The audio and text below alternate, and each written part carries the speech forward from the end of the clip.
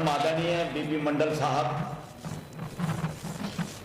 जिन्होंने इस देश में, उनका नाम भी ऐसा साबित हो गया, जब से इस देश में आजादी के बाद तक भी जो गड़बड़ चल रही है, जिससे आजादी पाने की जरूरत है देश को, वो है कमंडल से आजादी। और कमंडल से आजादी का दिन उस दिन शुरू हुआ जिस दिन मंडल कमीशन लागू हुआ।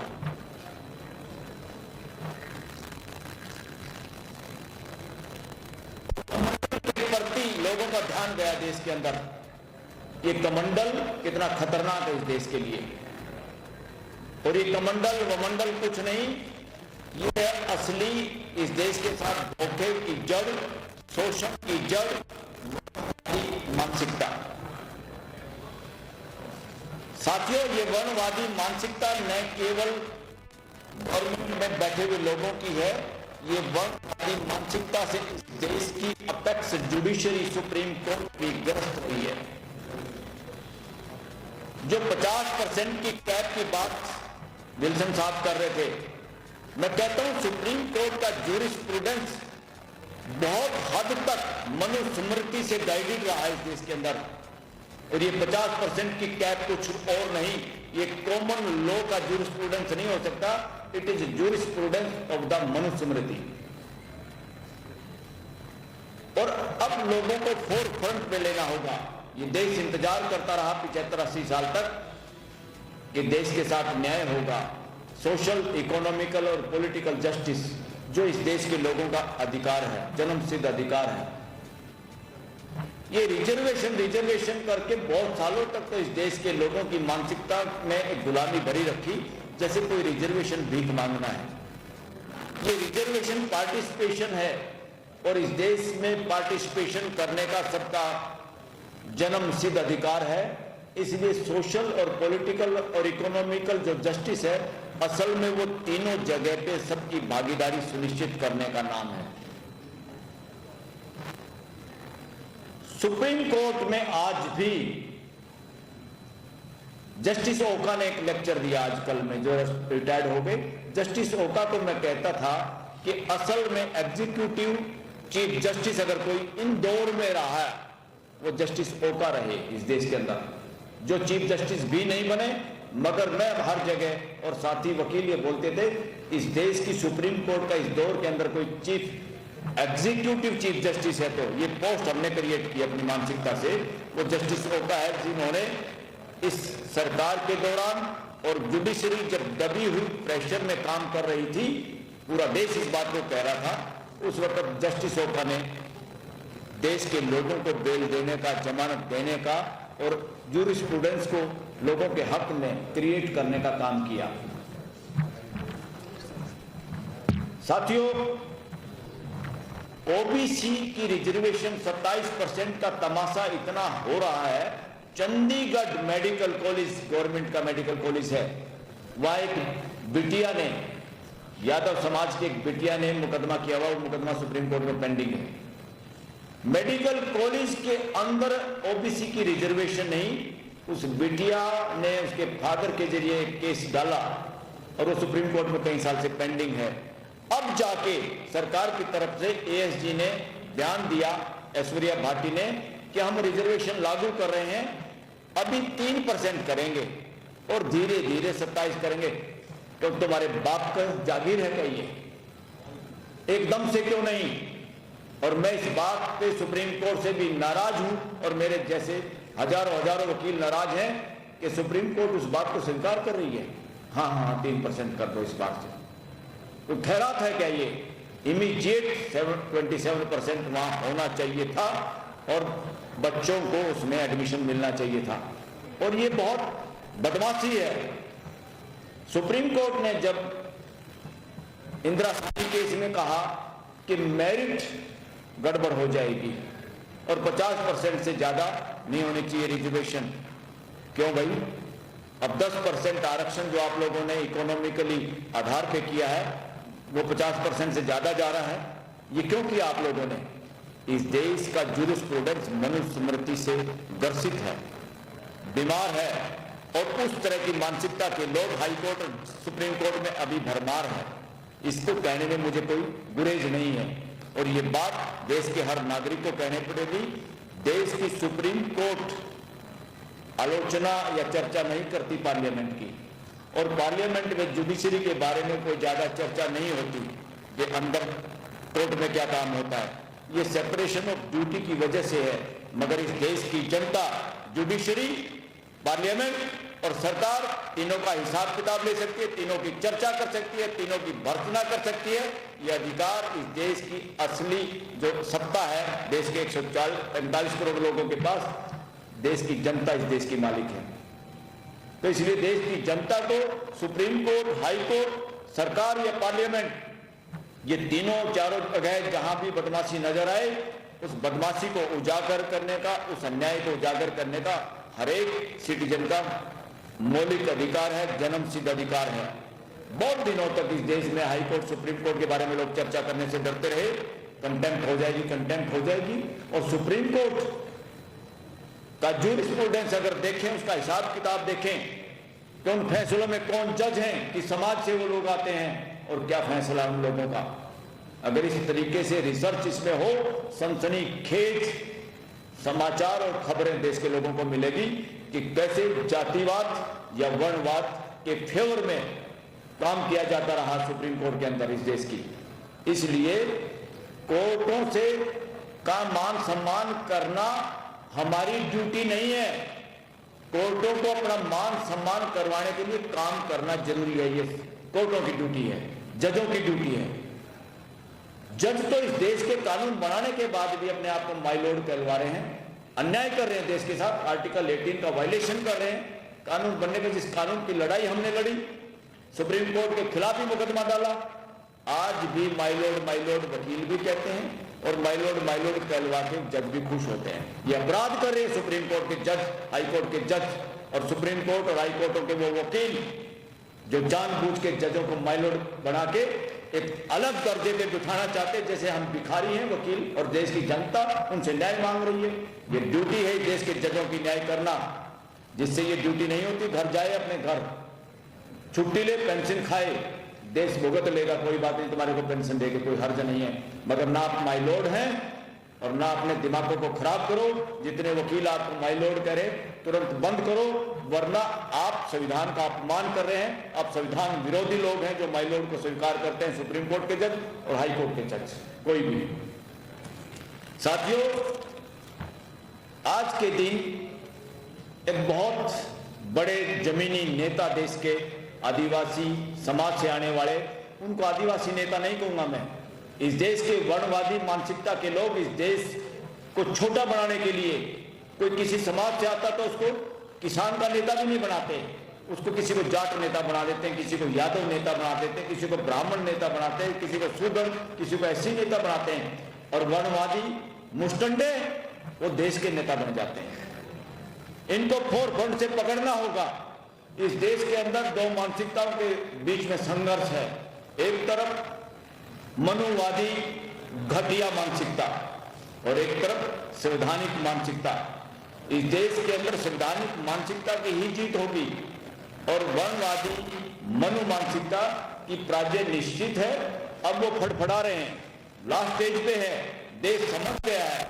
और साथियों, जो लोग संविधान को प्यार करते हैं, संवैधानिक व्यवस्था में विश्वास करते हैं, मानवता और मानवीय व्यवस्था को विश्वास करते हैं, उनको, खासतौर पर युवाओं को जागरूक होना है।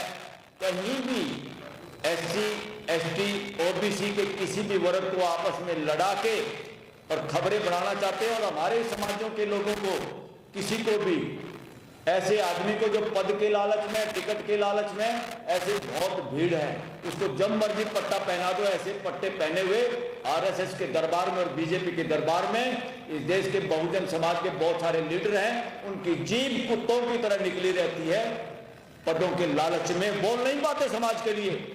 यही सिचुएशन है कि ओबीसी की रिजर्वेशन अभी पूरी तरह लागू नहीं, और रोस्टर में गड़बड़ करके, नॉट फाउंड सूटेबल में गड़बड़ करके ये इतनी गड़बड़ हो रही है।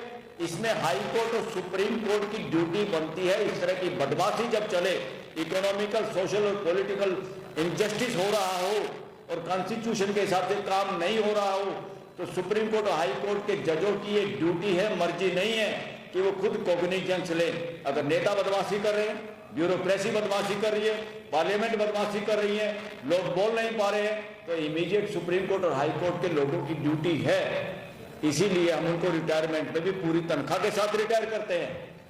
तो ये क्या आज तक रिजर्वेशन क्यों नहीं लागू हुआ? किसको तकलीफ है? क्यों ये लोग रिजर्वेशन कैटेगरी में जो लोग आते हैं वो सेक्रेटरी क्यों नहीं बन पा रहे? वो डीजीपी क्यों नहीं बन पा रहे हैं? कौन बदमाशी कर रहा है? ये षड्यंत्र है, सुनियोजित षड्यंत्र है। और आज हम सब आह्वान करना चाहते हैं वर्णवादी मानसिकता के लोगों को, जिसकी भी ये जहरीली मानसिकता है, इस मानसिकता को त्याग दें। समाज और ये देश उठ खड़ा हुआ है। और साथियों, नेताओं के भी भरोसे मत रहो, खाली नेताओं के भरोसे। नेता बीच बीच में ऐसे बोल्ड नेता आपको दिखाई देते हैं। सारे नेता बीपी मंडल जी नहीं हो सकते, वीपी सिंह नहीं हो सकते, अर्जुन सिंह नहीं हो सकते। और इवन मैं जिनको अपने खुद के, जिनको मैंने देखा नहीं, कुछ को मैंने देखा भी है, सुना है, जिनको मैं रियल लीडर इस देश का मानता हूं, अपना मानता हूं, जिनमें प्रमुख मेरे लिए पेरियार जी हैं, जिनको मैंने पढ़ा, जिनको मैंने समझा कि पूरे मानव की जो आवाज होती है उस आवाज को उन्होंने बुलंद किया और उस डीएमके पार्टी ने उसको फॉलो किया तमिलनाडु के अंदर। वो बधाई के पात्र हैं, आज स्टालिन भी बधाई के पात्र हैं।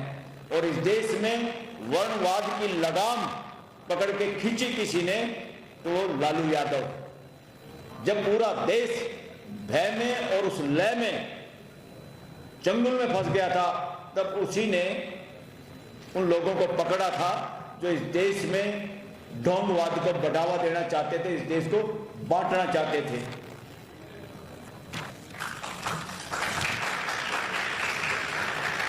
साथियों, इनकी सोच देखो। जब अटल बिहारी वाजपेयी मरता है तो प्राइम मिनिस्टर पैदल जाके ड्रामेबाजी करता है, संस्कार हो जाता है। और जब डॉक्टर मनमोहन सिंह गुजरते हैं, उनकी डेथ होती है, तो उस आदमी को शमशान घाट पर भी जगह नहीं मिलती। जो प्राइम मिनिस्टर का साझा शमशान घाट होना चाहिए, किसी की बात ना करो, अलग अलग शमशान घाट कुछ लोगों को। जब बाबू जगजीवन राम की डेथ होती है, उनको भी नहीं मिलती जगह। एक हीरोइन मरती है तो राष्ट्रीय ध्वज डाला जाता है, जिसका पता भी नहीं नशा करके मर गई, कैसे मर गई, कुछ नहीं, कंट्रोवर्सी है। और एक गवर्नर, जो इसी सरकार में गवर्नर, और जिसने लगाम पकड़ी प्राइम मिनिस्टर की, तुम शूटिंग कराते हो, तुम पुलवामा खुद कराते हो, देश के लोगों को मरवा के करते हो, इस तरह की बात और जुबान जो देश की आवाज थी वो बुलंद की, अपनी परवाह ना करते हो किसी बात की। उस आदमी को ना सिक्योरिटी और सरकारी गाड़ी तक मुहैया नहीं कराई गई। और उससे बड़ी बात, जिस आदमी के शागिर्द में उन्होंने अपना राजनीतिक जीवन शुरू किया था, चौधरी चरण सिंह, उनका पोता, निहायत डरपोक फुद्दू किस्म का नेता, वो हिम्मत नहीं उसकी शमशान घाट पे आने की। और बीजेपी का तो कोई आया नहीं। बीजेपी पार्टी तो नपुंसक हो गई है, एक दो आदमी ने कब्जा कर लिया है। बीजेपी के सारे लोग लंबे लेट गए और कहते हैं हम संस्कारी पार्टी हैं। हमारे यहाँ संस्कार क्या है? असली सनातनी हम सब हैं। हमारे यहाँ संस्कार क्या है? जब कोई गुजरता है, जब कोई गुजरता, अगर हमारी दुश्मनी भी है तो हम ये ड्यूटी मानते हैं कि पूरा गांव, पूरा समाज हमारे को घटिया बताएगा, इसलिए हमें जरूर शमशान घाट को लकड़ी देने जाना है। और हम जाते हैं। और ये जो संस्कारी पार्टी कहते हैं, सबसे गंदे संस्कारों के लोग हैं। और इस देश में आज की जो हरकत की है, इस देश में तो शमशान घाट होगा, पूरे देश के अंदर प्राइम मिनिस्टर का या कोई वीआईपी जो भी है, गवर्नर, सबके रूल ऑफ लॉ, डेमोक्रेसी में एक जैसा। ये नहीं कि मनमोहन सिंह, बाबू जगजीवन राम या सतपाल मलिक गुजरे तो वो जाएं किसी और जगह पे। तो ये किस लिए भाई? वरना ये शमशान घाट उखाड़ने पड़ेंगे अलग अलग लोगों के। अगर शमशान घाट में भी मनुवाद वनवाद चलेगा तो हम इन शमशान घाटों को उखाड़ फेंकेगा ये देश। इस माहौल में है। और एक और मैं तो समाज से विनती करता हूं पूरे देश में कि गांव देहात में अभी भी एक बीमारी है, शमशान घाट अलग अलग हैं।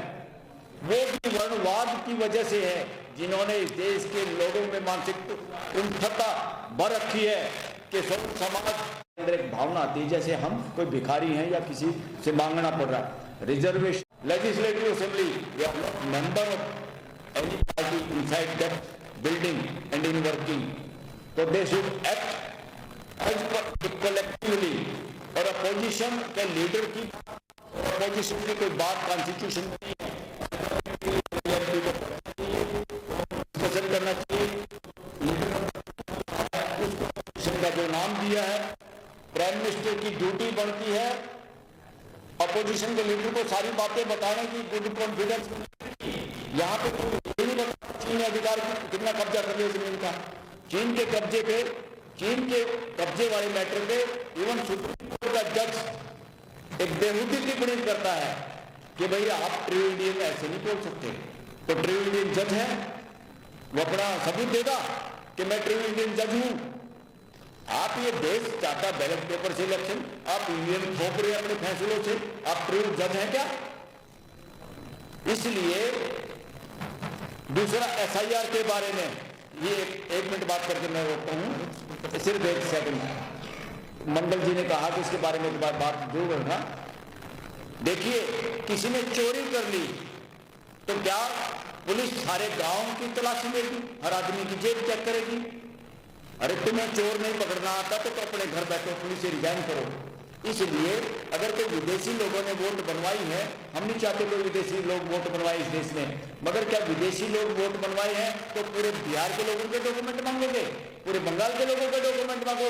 This is nonsense on the part of election commissioner. चोरी चकारी की सरकार, चोरी चकारी का इलेक्शन कमिश्नर, इलेक्शन कमीशन को पकड़ा जाए, नार्को टेस्ट करके जेल में भेजा जाए, ये जनता चाहती है देश की साथियों। और ये होगा इस देश में, ये होगा। आपराधिक मानसिकता के लोग सत्ता में बैठे हैं, किसी से पूछ लो, सुप्रीम कोर्ट में जितने लोग आते हैं वो ये कहते हैं कि इससे ज्यादा आपराधिक किस्म के लोगों के हाथों में इस तरह की सरकार देश में कभी नहीं रही। Thank you very much.